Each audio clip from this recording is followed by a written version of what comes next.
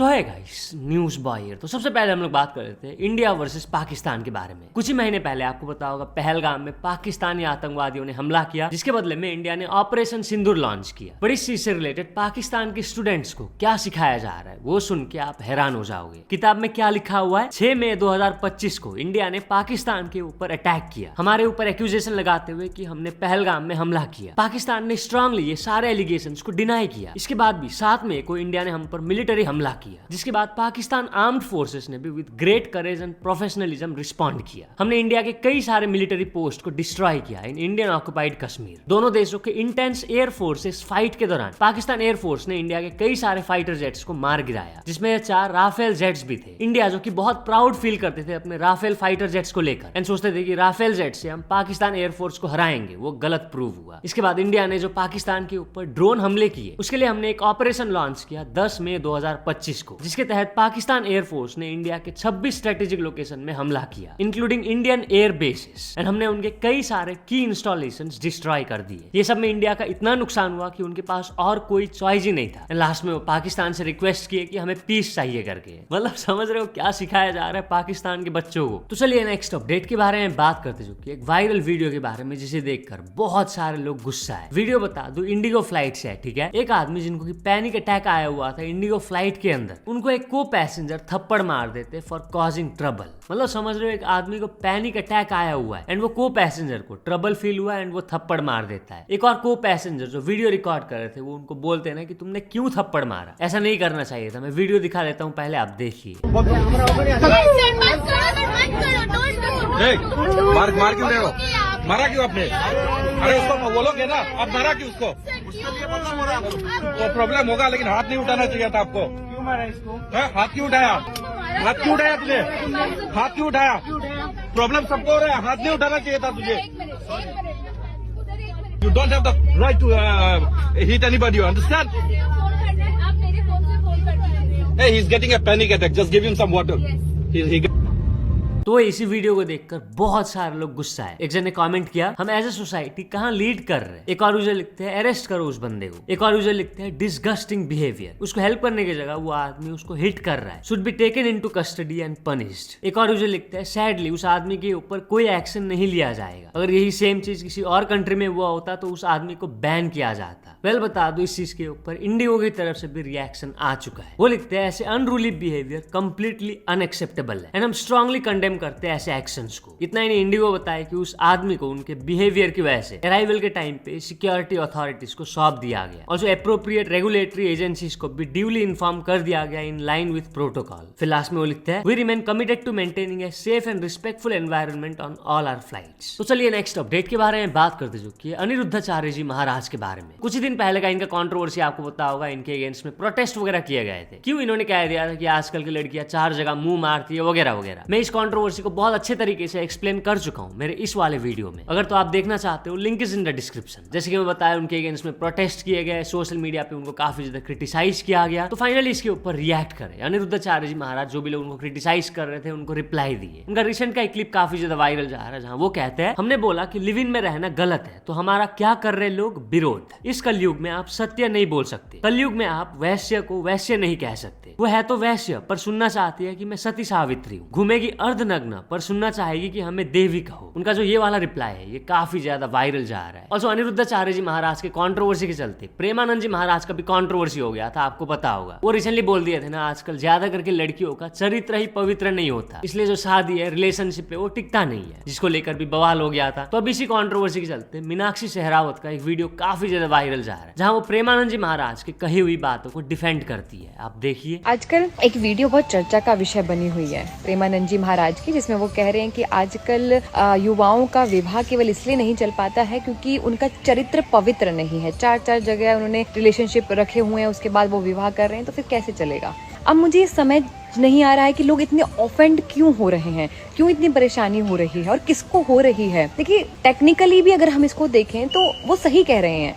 जैसे मान लो किसी के 4 रिलेशनशिप्स रह चुके हैं और अब वो विवाह कर रहा है या कर रही है, तो वो कंपैरिजन शुरू कर देता है कि इसमें तो ये कमी है, उसमें नहीं थी, उसके साथ ये सुख था, इसके साथ नहीं है, इसके साथ ये दुख मिल रहा है, उसके साथ कभी दुख ही नहीं देखा। ऐसे कंपैरिजन शुरू कर देते हैं और उससे रिश्ते बिगड़ते हैं। जो व्यक्ति ब्रह्मचर्य के बाद ब्रह्मचर्य का पालन कर फिर विवाह करेगा तो वो बहुत अच्छे से अपने गृहस्थ जीवन को चला सकता है। और यही होता था, ब्रह्मचर्य होता था, फिर गृहस्थ जीवन होता था, फिर वानप्रस्थ होता था, फिर संन्यास होता था। सिंपल था। अभी ठीक है, अब की जनरेशन के बारे में कुछ कह नहीं सकते, लेकिन उनकी बात ठीक थी। वो टेक्निकली ठीक भी बोल रहे थे, शास्त्रों के अनुसार बोल रहे हैं, वो बिल्कुल ठीक बोल रहे हैं, वो धर्म के अनुसार बोल रहे हैं, धर्म का पालन करने के लिए कह रहे हैं, बस और कुछ नहीं है इसमें। तो चलिए नेक्स्ट अपडेट के बारे में बात करते, जो कि एक 28 साल की बांग्लादेशी एक्ट्रेस के बारे में, जिसको कि कोलकाता में अरेस्ट कर लिया गया। क्यों? बांग्लादेशी होने के बावजूद उसके पास इंडिया के आधार कार्ड्स एंड वोटर आईडीज थे। शांता पॉल, जो कि बांग्लादेश में कई सारे मॉडलिंग कॉन्टेस्ट जीत चुकी है, उसको वेस्ट बंगाल के जादवपुर एरिया से अरेस्ट कर लिया गया। वहां वो रह रही थी पिछले 2 साल से, 2 साल मतलब 3 साल ही कह सकते, 2023 से वो रह रही थी। जहां वो रह रही थी वहां से शांता के बहुत सारे डॉक्यूमेंट्स पुलिस ने रिकवर किए ना, जैसे admit card of Bangladeshi secondary examination, एक एयरलाइन आईडी जो कि बांग्लादेश का था, एंड 2 आधार कार्ड, एक रजिस्टर्ड था कोलकाता में एंड एक रजिस्टर्ड था वेस्ट बंगाल के ही बर्धमान में। पुलिस के अकॉर्डिंग जो बर्धमान का आधार कार्ड उन्होंने रिकवर किया, वो इशू किया गया था 2020 में। वो अक्सर एड्रेसेस वगैरह चेंज करती थी ना, आज यहाँ रह लिया, कल कहाँ रह लिया, वैसे करके। पुलिस अभी इन्वेस्टिगेट कर रहे हैं ना कि और भी ऐसे बहुत सारे लोग वहाँ रह रहे होंगे। बहुत बड़ा रैकेट हो सकता है कि भाई एक फॉरेनर को इंडिया का आधार कार्ड मिल रहा, वोटर आईडी मिल रहा है। पुलिस इन्वेस्टिगेशन में पता चला कि जो शांता पॉल है उसका असली घर बांग्लादेश के बरिशल में है। पुलिस ने अरेस्ट करके शांता को कोर्ट में प्रोड्यूस किया एंड कोर्ट ने फिर ऑर्डर दे दिया कि शांता पॉल 8 अगस्त तक पुलिस कस्टडी में रहेगी। तो चलिए नेक्स्ट अपडेट के बारे में बात करते, जो कि है अर्पित बाला के बारे में। तो क्या अर्पित बाला ने एक डेटिंग ऐप में एक लड़के से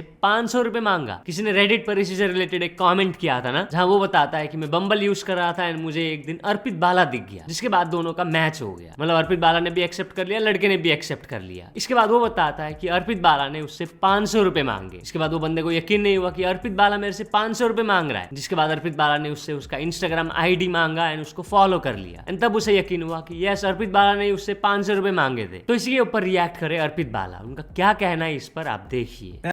कुछ भी चल रहा है यार, मैं अपनी आईटी रिटर्न दिखा दूंगा पूरी की पूरी, मुझे कहाँ से पैसे आए, कितने पैसे आए हैं। 500 रुपए मांग रहा हूँ बम्बल पे, मैं यूट्यूब पे करूंगा ना ये सब, अपने आप ही फॉलो कर दिया, दिखाओ स्क्रीनशॉट दिखाओ।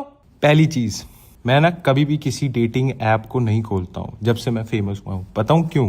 क्योंकि मेरे को इतना बुरा लगता है ना कि इतनी मेहनत कर ली और उसके बाद भी रिजेक्ट, लेफ्ट स्वाइप, और अगर हो भी रहा है तो उसमें what are you doing on Bumble, बम्बल।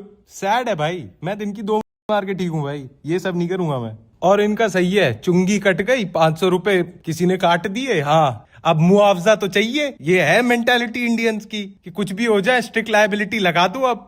और दूसरी चीज, मेरी गर्लफ्रेंड है, ठीक है ना, ये सब मत बोला करो, तुम्हें नहीं पता भाई, तुम ऐसे अफवाह फैलानी है फैलाओ, ऐसी मत फैलाओ कि भाई मेरे को घर पे आके टच वुड ऐसा ना हो, मेरे पे हाथ उठे। तो चलिए नेक्स्ट अपडेट के बारे में बात करते, जो कि हरियाणा के एक एल्डरली कपल के हार्ट रेंचिंग न्यूज के बारे में। इंसिडेंट बता दो, हरियाणा के रेवाड़ी से है। सुरजी देवी जो कि 90 ईयर्स की थी, उनका डेथ हो जाता है एंड उसके कुछ ही टाइम बाद दलीप सिंह जो कि उनके हस्बैंड थे 93 ईयर्स के, उनका भी डेथ हो जाता है। बता दो, उनकी जो बहू है वो सुबह सुरजी देवी को चाय देती है, पर सुरजी देवी चाय पीने से मना कर देती है। इसके बाद वो चाय देती है दलीप सिंह को, वो पीते हैं चाय। इसके बाद जो बहू है वो कहीं चली जाती है एंड जब वो वापस आई वो देखती है सुरजी देवी एकदम अनरिस्पॉन्सिव हालत में है। जब वो उनके पास गई तो उनको पता चला कि सुरजी देवी का डेथ हो चुका है। इसके बाद ये न्यूज पहुंच जाता है उनके हस्बैंड दलीप सिंह के पास, जो कि चुपचाप से बाहर बैठे हुए थे। जैसे उन्होंने अपनी वाइफ का डेथ का न्यूज सुना, वो एकदम साइलेंट हो गए एंड चुपचाप से बैठने लगे। इसके बाद जब उनके बेटियां घर में आए तो उनको दिखता है कि उनके फादर का भी डेथ हो चुका है। बाद में बता दो, जो घर वाले हैं, गाँव वाले हैं, उन्होंने डिसाइड किया कि दोनों का एक ही चिता पर अंतिम संस्कार किया जाएगा एंड एग्जैक्टली वैसा ही किया गया। तो चलिए नेक्स्ट अपडेट के बारे में बात करते, जो कि बहुत ही बड़े कंट्रोवर्सी के बारे में, जो कि है एसएससी सीजीएल कंट्रोवर्सी। क्या है भाई कंट्रोवर्सी? जो स्टूडेंट्स है, टीचर्स है, क्यों प्रोटेस्ट कर रहे हैं वही मैं एक्सप्लेन करूंगा एकदम शॉर्ट में। बेसिकली जो एसएससी देने वाले स्टूडेंट्स एंड टीचर्स हैं वो दिल्ली में प्रोटेस्ट कर रहे हैं क्योंकि SSC selection post phase 13 exam में काफी समस्याएं हैं। यह जो एग्जाम जुलाई 24 से लेके 1 अगस्त के बीच में हो जाना चाहिए था, उसमें काफी सारे प्रॉब्लम्स हैं। एकदम लास्ट मिनट में एग्जाम एग्जाम्स कैंसिल कर दिए गए बिना स्टूडेंट्स को नोटिस दिए। इससे क्या हुआ, स्टूडेंट्स का टाइम एंड पैसा वेस्ट हुआ। ऑल्सो स्टूडेंट्स के अकॉर्डिंग एग्जाम सेंटर्स में एग्जाम के दौरान सर्वर इश्यू हो जाता है, सिस्टम क्रैश हो जाता है, माउस नहीं चलता है, ये सब दिक्कतों का सामना फेस करना पड़ रहा था स्टूडेंट्स को। ऑल्सो एग्जाम जहाँ पे देते थे एग्जाम सेंटर, वहाँ का जो इंफ्रास्ट्रक्चर है वो भी बहुत पुअर है, जैसे broken chairs, no fans. Also एक और दिक्कत है वेंडर मिसमैनेजमेंट। नए वेंडर पर इल्जाम है कि वो अच्छे से एग्जाम्स मैनेज नहीं कर पा रहे। इन्हीं सब रीजंस की वजह से जो एसएससी स्टूडेंट्स है, टीचर्स है, वो जंतर मंतर और सीजीओ कॉम्प्लेक्स में प्रोटेस्ट करने लगे। पीसफुल प्रोटेस्ट वो कर रहे थे, लेकिन उसी दौरान पुलिस उनको लाठी चार्ज करते हैं। सिर्फ लाठी चार्ज नहीं, काफी सारे टीचर्स एंड स्टूडेंट्स को अरेस्ट भी किया जाता है। बेसिकली ये प्रोटेस्ट के थ्रू जो स्टूडेंट्स एंड टीचर्स है वो transparency, accountability and exam system में रिफॉर्म्स मांग कर रहे हैं। इसी कंट्रोवर्सी के चलते #SSC vendor failure, #SSC mismanagement जैसे हैशटैग्स ट्रेंड कर रहे हैं सोशल मीडिया में। जो स्टूडेंट्स है, टीचर्स है, वो काफी ज्यादा गुस्सा है ना कि स्टूडेंट्स एंड टीचर्स जो पीसफुल प्रोटेस्ट कर रहे थे उनको पुलिस ने लाठी चार्ज क्यों किया। ये मैटर बता दूं जो अभी चल रहा है। तो चलिए नेक्स्ट अपडेट के बारे में बात करते, जो कि बिहार के एक वायरल वीडियो के बारे में, जिसे देखकर आपको गुस्सा आएगा। मैं वीडियो दिखा देता हूँ, कॉन्टेक्स्ट आपको समझ आ जाएगा। आज आपको बिहार का संस्कारी लोग को दिखाते हैं, कितना संस्कारी बिहारी लोग, देख सकते हैं यहाँ पे ग्रिल लगाया गया, देख रहे हैं कितनों कबाड़ी नहीं कबड़ेगा, और इसके अंदर लाइट सेट किया गया है। देख सकते हैं वीडियो के माध्यम से किनारे किनारे लाइट लगा हुआ है। ये जो कि रात के जो पुल चलता है तो खूबसूरती बनाने के लिए लाइट लगाया गया। बहुत बड़ा सा भेपर लगाया गया है चारों तरफ किनारे किनारे के लाइट, जब रात में लाइट बढ़े तो अच्छा लगेगा। और यहाँ के लोग का मेंटेलिटी देखिए, सोच देखिए कितना छोटा सोच है, घटिया सोच है। यहाँ से लाइट लगा निकाल दिया, देख रहे हैं खोज, देख लीजिए यहाँ कितना सेफ्टी से लगाया गया और लाइट को कैसे निकाला गया, देख लीजिए कितना सोच कैसा है लोग का। यहाँ तो लाइट। और अभी आपको और नमूना दिखाते हैं, सबसे खतरनाक नमूना बिहार का, कि इतना चोर सब है कि देख लीजिए लोहा निकाल दिया, लोहा यहाँ का तोड़ दिया है, यहाँ का देख रहे हैं ये मीटर उटर सब कबाड़ दिया है। इन गधा सबको तो पढ़ाई लिखाई के साथ मतलब तो है नहीं, चोरी करेगा, नशा करेगा, यही काम बच गया दुनिया में, और कुछ काम है नहीं। हमारे बिहार सरकार कितना भी चमका लेंगे ना, ये सब का मेंटेलिटी है ना नीचे ही रहेगा, गिरा ही मेंटेलिटी रहेगा। सोच है ना जो होता है ना, घटिया ही सोच रहेगा, कभी आगे नहीं बढ़ेगा। मतलब कैसे लोग है भाई। तो चलिए नेक्स्ट अपडेट के बारे में बात करते, जो कि एक इंडियन लड़की के बारे में जो यूएस सबवे ट्रेन में कुछ ऐसा करती है, जिसके बाद काफी सारे लोग उसको क्रिटिसाइज कर रहे हैं। यूएस के लोग तो ये तक बोल रहे हैं कि इस लड़की को डिपोर्ट कर दिया जाए। यूएस के सबवे ट्रेन में आप देख सकते हो ये एकदम डांस करने लग जाती है। किस तरीके का डांस वो आप देख ही सकते हो, है ना। पता नहीं भाई ये लोग कैसे करते हैं, इतना कॉन्फिडेंस कैसे आता है। इन जैसे लोगों की वजह से इंडियन लोगों का नाम खराब होता है बाहर देशों में। तो चलिए नेक्स्ट अपडेट के बारे में बात करते, जो कि एक शॉकिंग वायरल वीडियो के बारे में। मौत का कुआं आपको पता होगा, जहाँ कुछ लोग बाइक से स्टंट करते हैं। उत्तर प्रदेश के महाराजगंज में एक यंग आदमी मौत का कुआं में बाइक स्टंट कर रहे थे, ठीक है। उस टाइम पे क्या हो जाता है, वो अपना बैलेंस खो देते हैं, वो गिर जाते हैं। बट इसके बाद जो बाइक है वो ऑलमोस्ट 1 घंटे तक मौत का कुआं में घूमता रहा बिना राइडर के। क्रेजी सीन भाई, आप देख सकते हो जो बाइक है वो एकदम घूर रहा है मौत का कुआं में बिना राइडर के, फुल स्पीड में भाई। तो चलिए नेक्स्ट अपडेट के बारे में बात करते, जो कि शाहरुख खान वर्सेस विराट कोहली फैंस के बारे में। इस कंट्रोवर्सी का एग्जैक्ट कॉन्टेक्स्ट मुझे नहीं पता, लेकिन पिछले कुछ दिनों से शाहरुख खान का ये वाला जिफ काफी ज्यादा ट्रेंड कर रहा है। ये चीज इतना ज्यादा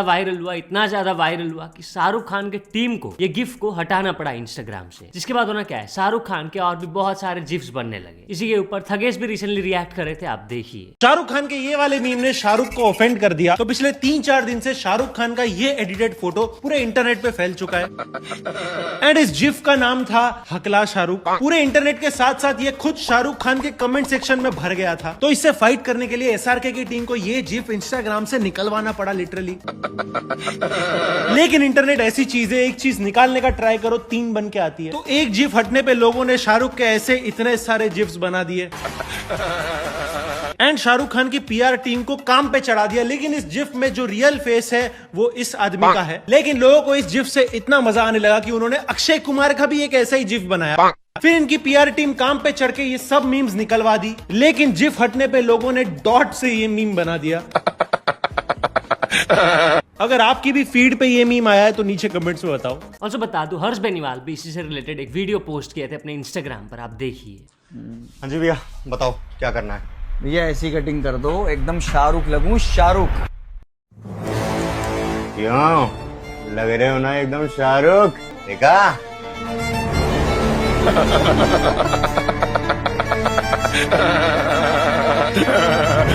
अब कोई बता सकता है कि क्या लफड़ा है विराट कोहली फैंस एंड शाहरुख खान के बीच में, तो कमेंट में जरूर से बताना। तो चलिए नेक्स्ट अपडेट के बारे में बात करते चुकी है अमेजॉन टॉक्स के बारे में। तो ये स्टैंड अप कॉमेडियन गौरव कपूर को काफी एंग्री रिप्लाई दिए। क्यों? रिसेंटली गौरव कपूर एक स्टैंड अप कॉमेडी के दौरान IIT दिल्ली को थोड़ा सा ट्रोल कर दिए थे ना। क्या है मैटर, मैं अमेजॉन टॉक्स का वीडियो दिखा देता हूँ, आप समझ जाओगे। भाई IIT दिल्ली से MBA कर रहा है, just letting you know, IIT Delhi का MBA कोई बड़ी चीज नहीं। अब गौरव साहब खुद कभी करे होते MBA तो मालूम होता कि IIT दिल्ली से करे हुए MBA की क्या वैल्यू होती है। भाई साहब IIT दिल्ली है वो, ठीक है, वहां जाने को लोग तरस रहे हैं। In fact it's one of the best colleges for MBA in India in today's date.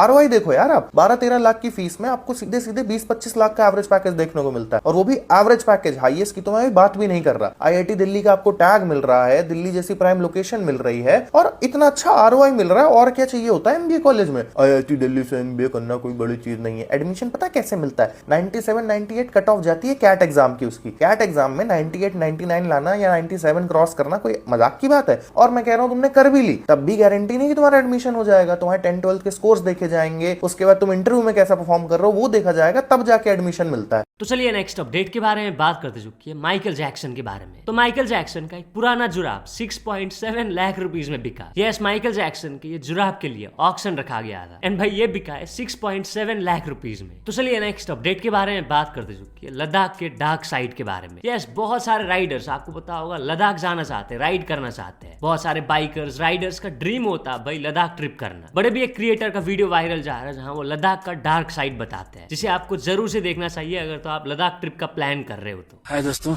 ये सच बात है जो लोग थोड़ा सीरियस नोट में बताना चाहता हूँ आप लोगों को। अगर आप रील देख के और राइडिंग का मूड बना रहे हैं तो आप, अगर आप रील देख के लद्दाख जैसे टेरेन में आ रहे हैं, बाइक लेके पहुंच रहे हैं तो आप ये है। अगर आप सिर्फ रील बनाने के चक्कर में घर को छोड़ के इतना दूर, इस जहाँ ऑक्सीजन की इतनी दिक्कत है, बिना मेंटेन किए बॉडी को, बिना फिजिकल मेंटेनेंस, मेंटल स्ट्रेंथ के अगर आप यहाँ तो आप महा, ऐसा ना करें, ना बने और बुद्धि का खर्चा करें। रील बनाने के लिए आपको सराउंडिंग में हजारों लाखों जगह मिल जाएंगे। बहुत जगह है जहाँ आप घूम सकते हैं, जा सकते हैं, अच्छा एंजॉय कर सकते हैं। आपके सराउंडिंग में, जैसे दिल्ली वाले हैं तो दिल्ली सराउंडिंग उत्तराखंड है, हिमाचल जा सकते हैं, बट हिमाचल के ऊपर मत आए भाई। यहाँ पे दूर दूर तक एक पौधा नहीं है। एक देखिए घास का एक झाड़ सी दिख रही है आपको दूर में, यहाँ पे बस ये झाड़ ही है, इसके अलावा कुछ नहीं है यहाँ पे भाई। झाड़ के अलावा लद्दाख रीजन में आपको पौधे नहीं दिखते हैं। और खास करके हम लगभग 100 किलोमीटर चला चुके हैं अभी तक, और 100 किलोमीटर हाईवे पे कुछ भी नहीं है। एक चाय पानी तो बहुत दूर की बात हो गई, एक जो नल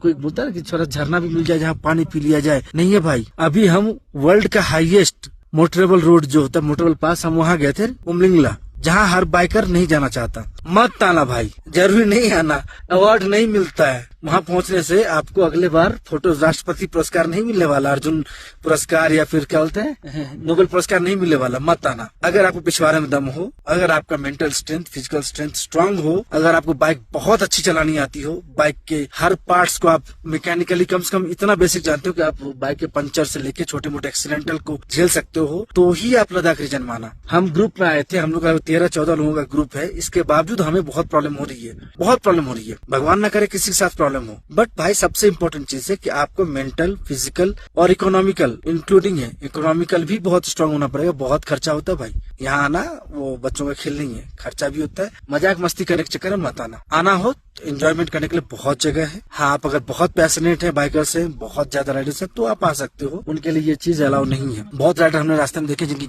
फटी पड़ी है, जिनको ऑक्सीजन लेना पड़ रहा है, जिनको तकलीफ हो रही है, इंक्लूडिंग मी। मैं दूसरे को क्या बोलूं, मुझे खुद, मेरा सर घूम रहा है, मेरा सर दर्द कर रहा है, मुझे उल्टी हुआ, मेरा पेट दुखने लगा, मुझे सांस फूलने लगी, दिक्कत हुआ मुझे भी। तो मैं भी इसी आपके इसी जोन में आता हूँ जिस जोन का मैं बात कर रहा हूँ। अगली बार मैं यहाँ से जाने के बाद कंप्लीट फिजिकली फिटनेस पे ध्यान दूंगा, ये मैंने कसम खा ली है। तो चलिए नेक्स्ट अपडेट के बारे में बात करते चुकी है एक्टर एंड पॉलिटिशियन रवि किसान के बारे में। तो रवि किसान को अभी एक चीज की वजह से काफी ज्यादा ट्रोल किया जा रहा है। वो पार्लियामेंट में समोसा से रिलेटेड एक मुद्दा उठाते हैं। क्या मुद्दा, मैं आपको दिखा देता हूँ, पहले आप देखिए।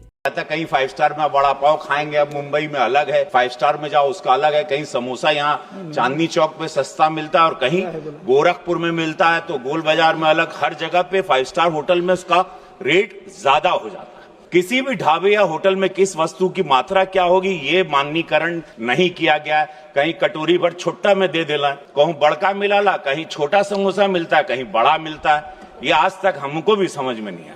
इतना बड़ा बाजार जिसमें करोड़ों की संख्या में ग्राहक हैं, बिना किसी रूल्स और रेगुलेशन के लिए चल रहा है, और के साथ चल रहा है। हमारे यशस्वी प्रधानमंत्री जी ने पिछले 11 वर्षों में देश के विभिन्न क्षेत्रों में युगांतकारी परिवर्तन किए, लेकिन अभी तक ये क्षेत्र अछूता है। अंततः मैं आपके माध्यम से सरकार से मांग करता हूं कि छोटे ढाबे से लेकर सामान्य होटल, अच्छे रेस्टोरेंट, 5 स्टार होटल्स आदि सभी स्थानों पर मिलने वाले खाद्य पदार्थों के मूल्य, गुणवत्ता और उसकी मात्रा को निर्धारित करने के लिए कानून बनाना चाहिए, ताकि देशवासियों को उचित मूल्य पर सही मात्रा में गुणवत्ता युक्त खाद्य पदार्थ उपलब्ध हो सके।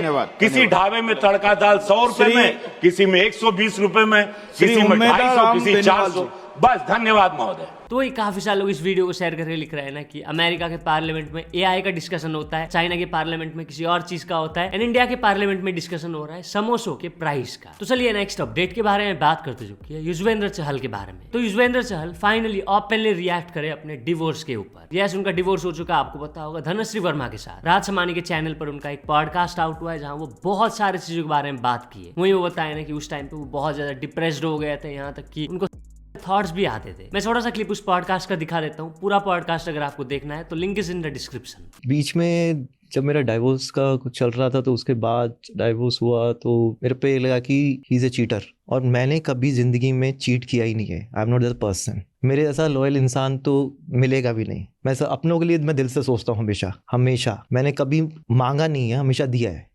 वो मेरे को तो यार, मैं कहा जब तुम्हें पता ही नहीं है क्या चल रहा है, तुम ब्लेम कर रहे हो। पर उसमें अब यही है कि आप एक बार अपने आप को, खुद आई हैव 2 sisters, मैंने बचपन से उनको देखा है और मुझे पता है कि लड़कियों की कैसे रिस्पेक्ट करनी है। मेरे घर वालों ने मुझे वो चीज़ सिखाई है, मेरे आसपास के सराउंडिंग लोग हैं उन्होंने मेरे को चीज़ें सिखाई हैं। जरूरी नहीं है आप कल किसी के साथ दिख रहे हो करके तो आप लिंक कम करके तो आप पास जोड़ के कुछ भी लिख दो व्यूज़ के लिए, पर आप एक बार आप रिएक्ट करोगे ना तो ऐसे 10 लोग और आते हैं। प्रॉब्लम ये है सोशल मीडिया का, क्योंकि उनको मसाला मिल रहा है, सब कुछ जानना है और आपके अंदर से रिएक्शन भी मिल रहा है, तो और आपको तो फिर वो और आएंगे। तो मैं कहता तुम करना है करो। मुझे पता है, मेरे क्लोज वन को पता है, मैंने कभी जिंदगी में गलत काम किया ही नहीं है, तो मैं उसके बारे में लोगों को जाके क्यों प्रूव करूं? जब मेरे क्लोज वन को पता है, जिनको मैं मानता हूं, जो मेरी लाइफ में वैल्यू रखते हैं, जब उनको फर्क नहीं पड़ रहा, वो आगे मुझसे क्वेश्चन नहीं पूछ रहे हैं, तो बाकी मेरे को करना ही क्या है? तो चलिए नेक्स्ट अपडेट के बारे में बात करते जो कि एक लाइनमैन के बारे में, जिसको भी कुछ लोगों ने इलेक्ट्रिसिटी पोल में बांध दिया। क्यों? क्योंकि वो इलीगल इलेक्ट्रिसिटी कनेक्शन को डिस्कनेक्ट करने गया था यूपी के जौनपुर में। ऑब्वियसली भाई वो लोग ने इलीगली कनेक्शन कर रखा था इलेक्ट्रिसिटी का, जिसके बाद जो सीनियर ऑफिशियल जो उन्होंने लाइनमैन को भेज दिया इलेक्ट्रिसिटी डिस्कनेक्ट करने के लिए, बट वहां उसको बांध दिया जाता है। इनफैक्ट वो धमकाने भी लग जाते हैं। फटाफट से जो इलेक्ट्रिक डिपार्टमेंट के ऑफिशियल जो वहां पहुंच जाते हैं एंड देन फिर वो लाइनमैन को वो छुड़ाते हैं। तो बस आज के लिए बस इतने अपडेट्स थे। अगर तो वीडियो पसंद आया तो लाइक जरूर कर देना। मिलते हैं अपने नेक्स्ट वीडियो में।